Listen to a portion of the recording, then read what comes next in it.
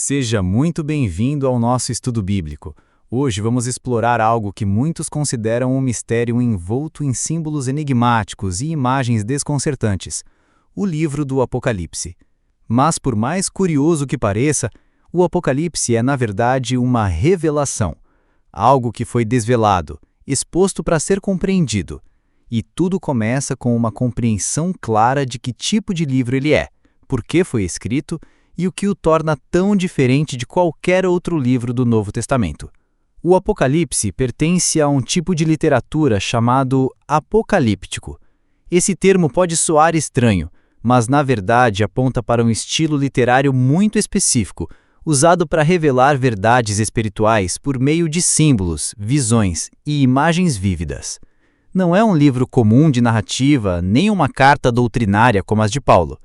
Ele é uma mensagem profética, cheia de sinais e metáforas, que descreve o grande conflito entre o bem e o mal, e aponta para o desfecho final da história humana. E algo impressionante, é o único livro do Novo Testamento totalmente dedicado a esse tipo de linguagem simbólica. Isso ajuda a entender por que, ao longo da história, muitos leitores têm considerado o Apocalipse difícil de entender. Alguns chegaram a dizer que estudar esse livro pode deixar uma pessoa louca. Afinal, são tantos símbolos estranhos, tantas imagens misteriosas, dragões, bestas, selos, trombetas, que não é de se admirar que alguns tenham desistido logo nas primeiras páginas. Mas isso seria um erro, porque apesar do estilo incomum, o Apocalipse sempre foi uma fonte poderosa de consolo e esperança para os cristãos de todas as eras, especialmente em tempos de sofrimento, perseguição ou incerteza. O propósito do livro não é confundir, mas encorajar. Ele responde à pergunta: Deus ainda está no controle? Quando tudo parece ruir, quando a fé é testada, quando os poderes do mundo parecem prevalecer, o Apocalipse abre uma janela para o céu e nos lembra que Cristo reina, que a história tem um fim determinado e que, apesar de toda a dor, o povo de Deus sairá vitorioso. O Apocalipse não é um livro de medo, é um livro de esperança. Mas para entender essa mensagem, é preciso respeitar o jeito como ela foi comunicada. O Apocalipse foi escrito com um estilo simbólico, e essa linguagem era bastante conhecida pelos primeiros cristãos do primeiro século. Não era um código indecifrável, mas uma forma expressiva e familiar de transmitir verdades profundas. Imagina um artista pintando cenas espirituais, em vez de descrevê-las com palavras diretas. É exatamente isso que João faz. Ele pinta visões que comunicam realidades invisíveis, e essas imagens falam de maneira poderosa a quem está disposto a olhar com olhos espirituais. Por isso, interpretar o Apocalipse exige uma abordagem cuidadosa. Não podemos aplicar um significado literal a cada imagem como se estivéssemos lendo um jornal. Também não podemos forçar nossas próprias ideias sobre o texto. Precisamos perguntar: o que essas imagens significavam para os primeiros leitores? De onde vêm esses símbolos? E a resposta, na maioria das vezes, está no Antigo Testamento.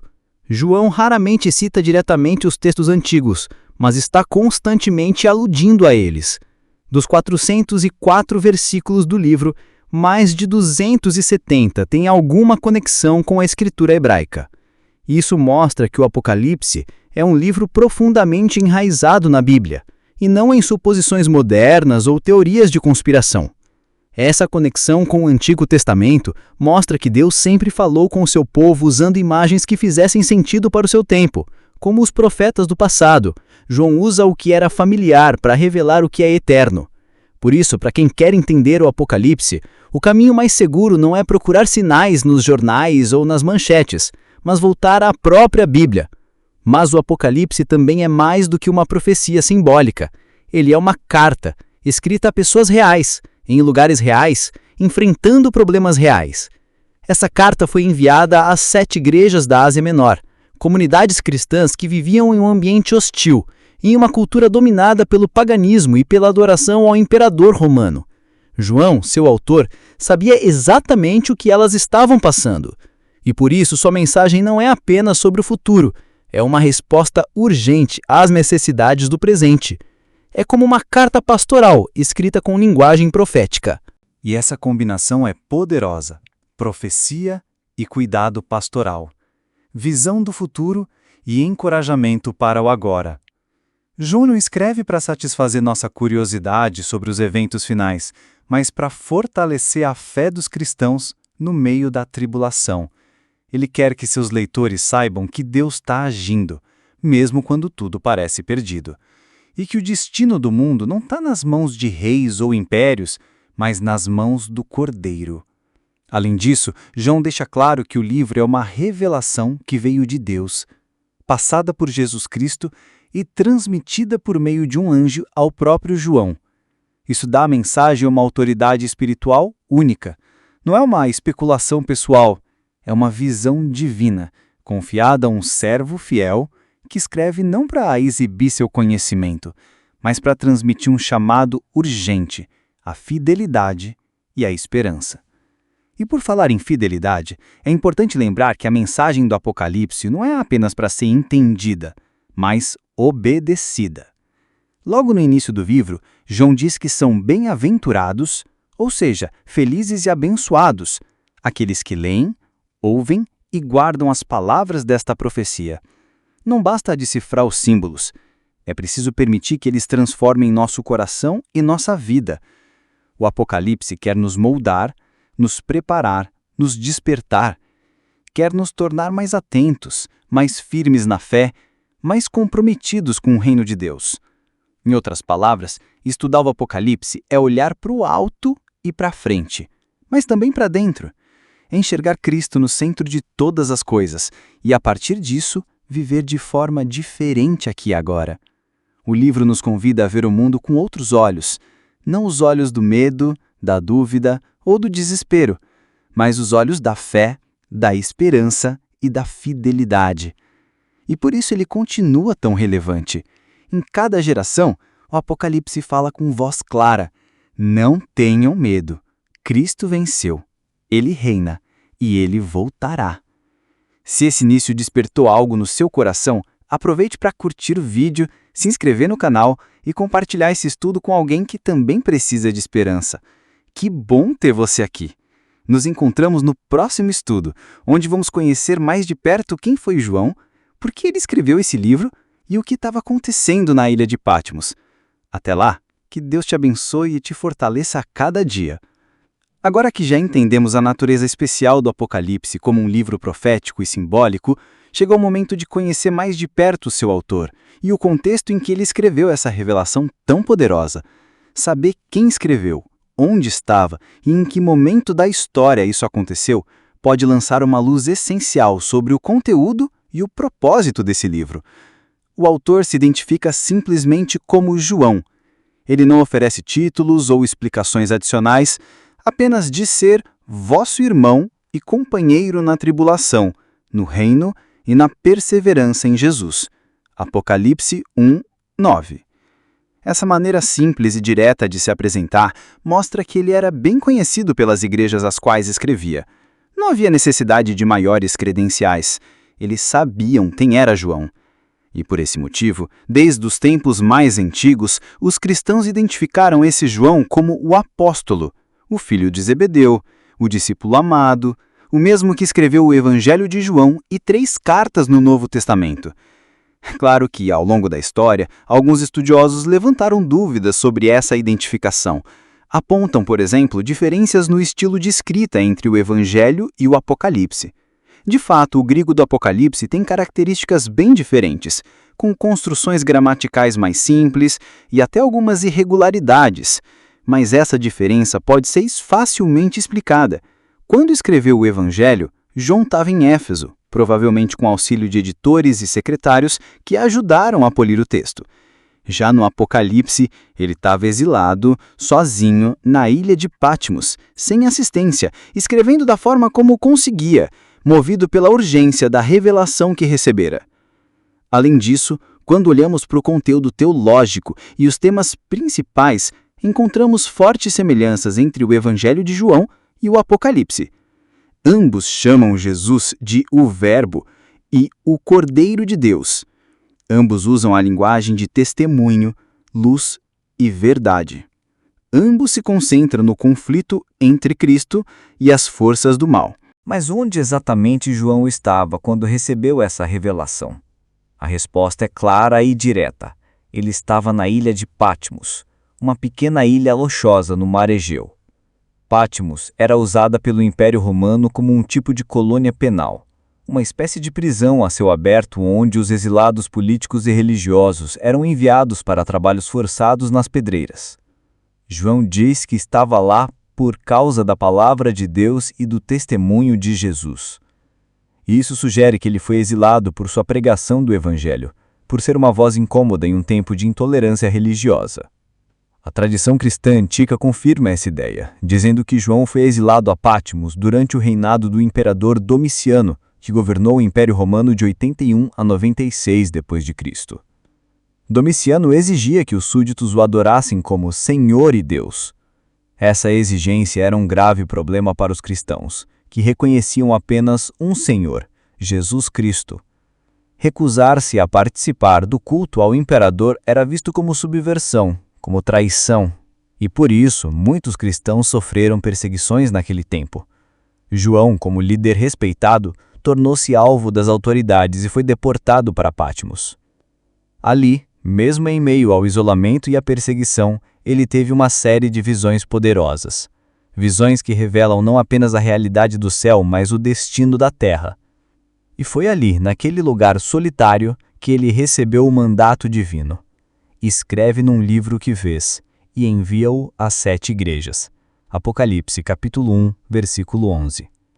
É importante perceber que o contexto histórico da escrita do Apocalipse não foi um tempo de paz e estabilidade. Pelo contrário, era um momento de tensão crescente entre o Império Romano e os cristãos. A pressão para adorar o imperador estava se intensificando, especialmente na região da Ásia Menor, onde estavam as 7 igrejas mencionadas no livro. O Apocalipse foi escrito, portanto, em um tempo em que ser fiel a Cristo podia custar caro. Era um tempo de tribulação, e os cristãos estavam começando a enfrentar o que viria a se tornar uma longa série de perseguições. Nesse cenário, a mensagem do Apocalipse ganha ainda mais peso. Ela não é uma visão desconectada da realidade. É uma resposta de Deus às perguntas angustiantes dos cristãos da época. Vale a pena continuar crendo? Onde está Deus no meio de tanta injustiça? Será que ele ainda reina? E o Apocalipse responde com poder. Sim, Deus está no trono. Cristo venceu, e ele voltará para restaurar todas as coisas. Essa certeza de que a história não está nas mãos dos imperadores, mas nas mãos do Cordeiro, era tudo o que os cristãos perseguidos precisavam ouvir. E é também o que nós precisamos lembrar hoje. Ainda que vivamos em tempos diferentes, as perguntas continuam parecidas. Onde está Deus no meio do sofrimento? O mal vai prevalecer para sempre? O Apocalipse responde que não. Ele nos mostra que há um fim determinado, que a justiça de Deus será feita e que a fidelidade será recompensada.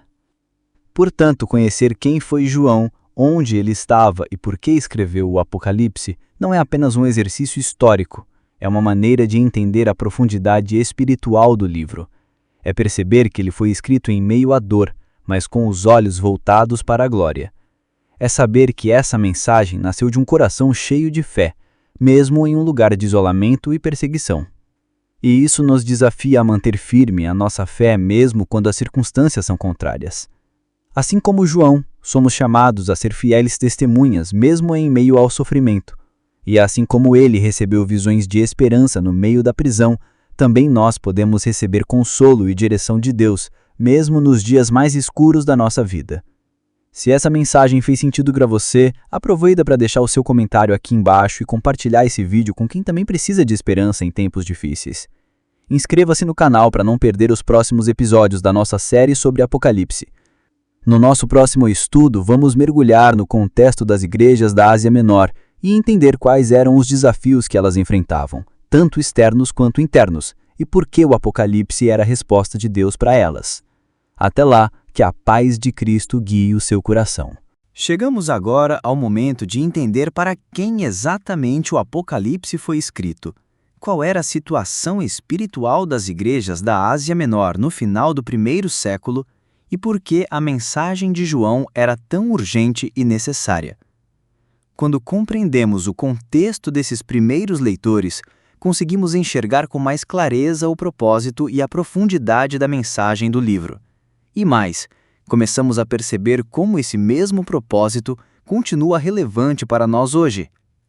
João escreveu para 7 igrejas localizadas na província romana da Ásia: Éfeso, Esmirna, Pérgamo, Tiatira, Sardes, Filadélfia e Laodiceia. Essas igrejas não eram desconhecidas para ele. Pelo contrário, João havia residido por muitos anos em Éfeso e provavelmente tinha contato próximo com todas essas comunidades. Ele não era um estranho, era um líder espiritual amado, alguém que conhecia profundamente as dificuldades e desafios enfrentados por aqueles irmãos. Na época em que o Apocalipse foi escrito, essas igrejas estavam passando por um momento de grande turbulência, e as ameaças vinham de todos os lados. Externamente, elas enfrentavam uma pressão crescente do Império Romano, que exigia a adoração ao imperador. Recusar essa adoração significava perder o status legal, sofrer sanções econômicas e sociais, ou até mesmo enfrentar perseguição e morte. Em uma sociedade onde tudo girava em torno da lealdade ao império, ser cristão significava nadar contra a correnteza. E isso tinha um preço. Os cristãos eram acusados de ateísmo por rejeitarem os deuses pagãos. Eram vistos como subversivos por não participarem dos cultos cívicos. Eram chamados de canibais por causa da ceia do Senhor e até acusados de práticas imorais. A hostilidade era real, crescente e ameaçadora. O livro menciona, por exemplo, o martírio de Antipas, um fiel testemunho morto em Pérgamo, e também avisa que outras igrejas como Esmirna e Filadélfia estavam prestes a enfrentar provações semelhantes. Além da perseguição romana, havia também tensões com a comunidade judaica. Depois da destruição de Jerusalém no ano 70, os cristãos começaram a ser vistos com ainda mais desconfiança pelos judeus.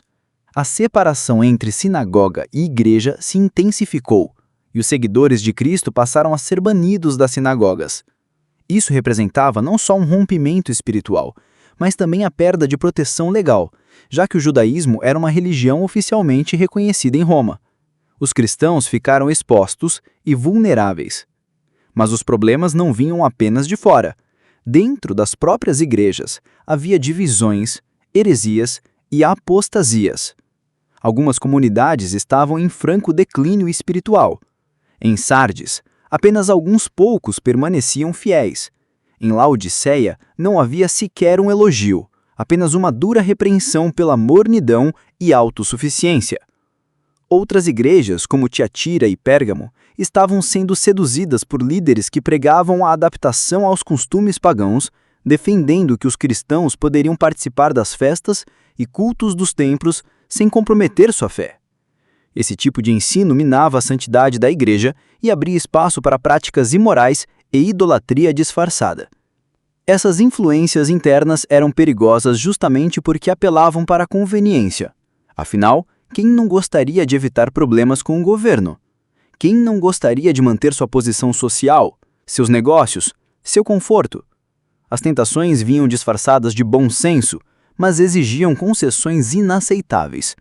João se posiciona com firmeza contra essas doutrinas de compromisso. Ele menciona os nicolaítas, os seguidores de Balaão e Jezabel, nomes simbólicos que representam movimentos dentro das igrejas que precavam a conformidade com o mundo em nome da sobrevivência ou do sucesso. É nesse contexto de perseguição externa e crise interna que o Apocalipse surge como uma mensagem urgente e profética. Ele não é apenas uma previsão do futuro, é um chamado à fidelidade no presente. João escreve para despertar, corrigir, fortalecer e preparar o povo de Deus.